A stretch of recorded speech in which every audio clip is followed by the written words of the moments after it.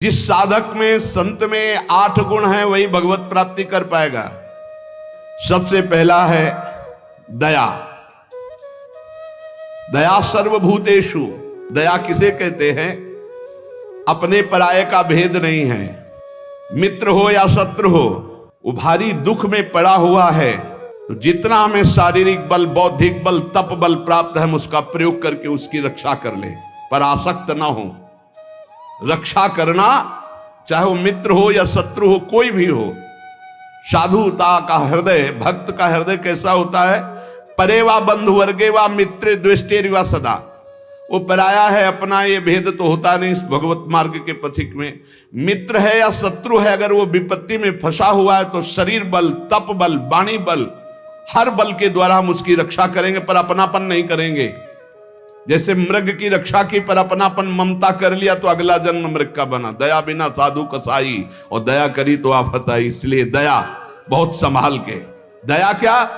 हमारे में जितना बल है हम आपके कल्याण के लिए प्रयोग किया और अलग हो गए। आसक्त नहीं हुए, कभी उससे धन्यवाद पाने की इच्छा नहीं की, उसे दया कहते हैं। दूसरा शांति। ये साधक के लक्षण। पहला दया, दूसरा ऐसा क्षमा कि कोई आपको शारीरिक या मानसिक पीड़ा पहुंचा रहा है, आपको क्रोध नहीं आना चाहिए। उसे न मारना है, न कड़ुए वचन बोलने, न संकल्प के द्वारा उसको नष्ट करना है। इसी का नाम शांति, इसी का नाम क्षमा है। जिसके अंदर दया है, शांतिर क्षमा है। न गुणान गुणिनो हंति स्तौमि मंद गुणानपि नान्य दोषेषु रमते सानुसूया प्रकृतिता। गुणी के सद्गुणों का हनन अर्थात अपलाप न करना, किसी भी सद्गुणी में दोष ना निकालना। थोड़े गुण वाले प्राणियों को भी उत्साह बढ़ा देना भगवत मार्ग में। दूसरों के कभी दोषों पर दृष्टि डालकर उसे नीचा दिखाने के लिए न वर्णन करना, ये अनुसूया, इसे अनुसूया कहते हैं। दया, क्षमा, अनुसूया और अभक्ष परिहारस्य संसर्गश्चापि निर्गुणैः स्वधर्मैः च व्यवस्थानम शौचमे तत्प्रकीर्तितम। पवित्रता, शौच क्या? कभी भी अभक्ष पदार्थ ना खाना, जिसे शास्त्र निषेध करता है, कभी जबान पर नहीं जाना चाहिए। प्याज, लहसुन, मांस, मदिरा, नाना प्रकार के सब नहीं पाना चाहिए। एक बोले दीक्षा लिए थे कि पत्नी तो दीक्षा नहीं ले, पर वो प्याज लहसुन बना के खाती हो। कहती हम कोई गुरु मंत्र थोड़ी लिए, अब हम क्या करें, फिर खाना ही पड़ता है। कैसे खाना पड़ता है? वो अपनी निष्ठा पे, तुम अपनी निष्ठा पे नहीं आ सकते। अपनी निष्ठा पे आना पड़ेगा, या वो बदले या तो तुम बदलो। तुम कंठी तिलक लेकर बदल गए कि तुम प्याज लहसुन खा रहे हो, पत्नी खा रही इसलिए नहीं भाई। दोनों हैं, एक ही जगह भोजन बनना है तो एक को तो सुधरना पड़ेगा। या तो फिर आप अपने लिए रोटी ले लीजिए और नमक से पा लीजिए। जय दिन आप नमक रोटी पाएंगे तय दिन उसका हृदय जलेगा और उसको सुधरना पड़ेगा, प्याज लहसुन छोड़ना पड़ेगा। लेकिन जो गुरुमंत्र लेकर के अभक्ष पदार्थ खाता है वो अपवित्र बुद्धि हो जाती, भ्रष्ट बुद्धि हो जाती। इसलिए बहुत सावधान। हमने कई बार प्रार्थना की कि प्याज लहसुन तमोगुणी है, वो भजन में बहुत बाधक है, इसलिए उसको कदापि नहीं पाना चाहिए। अभक्ष परिहारस्य, बासी भोजन, दूषित भोजन, ये अभक्ष जो पदार्थ बताया गया है उसे नहीं पाना चाहिए। दुर्गुण रहित प्राणियों का संसर्ग नहीं करना चाहिए। पवित्रता का मतलब केवल स्नान ही कर लेना नहीं है।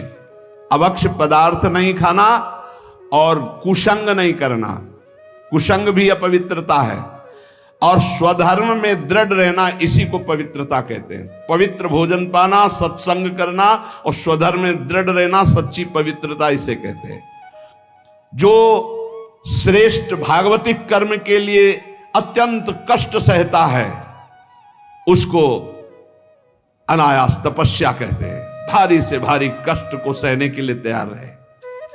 बुखार है लेकिन हमें सत्संग में जाना है, शरीर पीड़ा में है लेकिन हमारी दिनचर्या है, हम प्रभु के दर्शन करेंगे जाके, हम सत्संग सुनेंगे जाके, हम अपने प्रभु की सेवा करेंगे, ऐसी होनी चाहिए।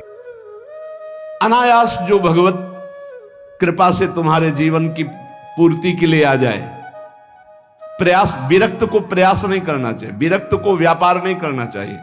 विरक्त जो चाहे अनायासम, किसी भी तरह विरक्त भाव वाले को, गृहस्थ को मेहनत करके कमा के अपने पर शरीर का पोषण, और विरक्त को अनायासम आकाश वृत्ति या मधुकर वृत्ति, ऐसे भाव से व्यापार आदि करके बुद्धि भ्रष्ट हो जाएगी, हरि और गुरु से विपरीत बुद्धि चली जाएगी। अरे भाई तुम कितना कमा सकते हो, देनहार कोई और है, देत रहते दिन रैन, लोग भरम मुंह पे करे तासो नीचे नयन। अरे वो लक्ष्मीपति जैसे, अरे जो चाहिए नहीं हो हमारे को क्या, हम तो हमें प्रभु चाहिए, फिर कैसे। बहुत सावधान, बहुत सावधान। कभी कभी गुरुजन संकोच करते हैं तो इशारा उनका समझना चाहिए, और जब वो प्रकट कह दे तो भूल जाओ। अगर कदम उसी मार्ग पर रखोगे तो बहुत दूर निकल जाओगे, बहुत फिसल जाओगे। अनंत जन्मों के बाद अवसर मिला है माया से मुक्त होने के लिए भी। सदैव गुरुदेव के उपदेश और शास्त्र सम्मत कर्म करना चाहिए, कोई भी अशुभ कर्म नहीं करना चाहिए। तत्वदर्शी मुनियों द्वारा बताए हुए मार्ग से सदैव मंगल होता है, इसे मंगल कहते हैं। अगर थोड़ी वस्तु मिली तो प्रसन्न रहो, अधिक मिली है तो प्रसन्न रहो, किसी भी स्थिति में असंतुष्ट मत रहो। प्रसन्नता ही सबसे बड़ी उपलब्धि है। संतुष्टायन केनवा, हर स्थिति में प्रसन्न रहना सीखो। कभी दूसरे से इच्छा मत करो, कभी दूसरे के वैभव की याचना मत करो। जब प्रभु को आपको देना होगा तो बिना मांगे दे देंगे। संतोष धन धारण करो, अस्पृहा, ये जिसमें होते हैं उसे भगवत प्राप्ति होती है। पहला है दया, दूसरा है क्षमा, फिर तीसरा है अनुसूया, चौथा है शौच पवित्रता, फिर अनायास जीवन की पूर्ति, और मंगल, कार्पण्य और स्पृहा रहित। ये दीनता नहीं होनी चाहिए भोगों के लिए, किसी से इच्छा नहीं होनी, और निरंतर भगवत चिंतन। दूसरे के धन का अपहरण करने की वृत्ति, चाहे विरक्त हो चाहे गृहस्थ हो। पर द्रव्येष्वभिध्यानम मनसा निष्ठ चिंतनम, जो मन से भी दूसरे के धन का चिंतन करने लगता है तो खुद उसका अनिष्ट शुरू हो जाता है। शास्त्र की बात मान लो, जिम हरि शरण नए को बाधा, सुखी मीन जहां नीर अगाधा। तुम भगवान से विमुख होकर जिस पाओगे। पर द्रव्येष्वभिध्यानम, ये मायावी लोग मिल जाते हैं। अगर धन का चिंतन करोगे मिल जाएंगे। बहुत बहुत मारा घूम रहा है रुपया, रुपया के लिए भगवत मार्ग, चाहे गृहस्थ हो चाहे विरक्त। रुपया कोई भगवत प्राप्ति नहीं कराता, केवल भोग देता है। तो भगवान जैसे रखें वैसे धर्म पूर्वक चलो, अन्याय पूर्वक या चिंतन पूर्वक नहीं। चिंतन नहीं धन का, चिंतन हरि का। चिंतन करोगे तुम्हारा अनिष्ट कर देगा रुपया। ये संसारी पुरुष नहीं समझ, रात दिन उसी की चिंतन करते हैं, तभी डिप्रेशन में पहुंच जाते हैं। नाना प्रकार की कुभावनाएं प्रकट होने लगती है। जिसको इस जन्म में परमानंद की अनुभूति करनी है उसको सावधान।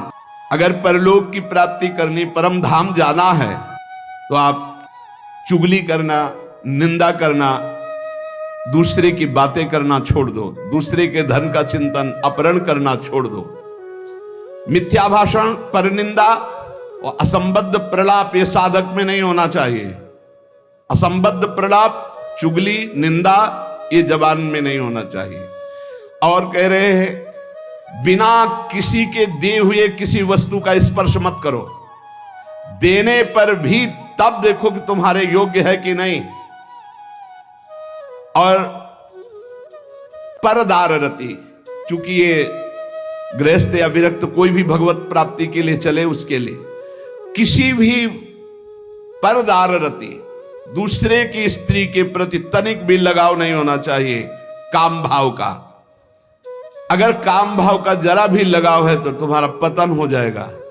बहुत एक विचित्र समय कलिकाल का प्रभाव चल रहा है, इस पर दृष्टि ही नहीं जा रही।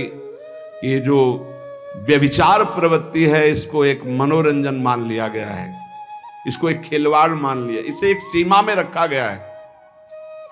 एक सीमा में रखा, पाणी ग्रहण संस्कार कर स्वीकार करके फिर धर्म पूर्वक चलो, वैराग्य हो जाएगा। अधर्म पूर्वक चलोगे आसक्त हो जाओगे।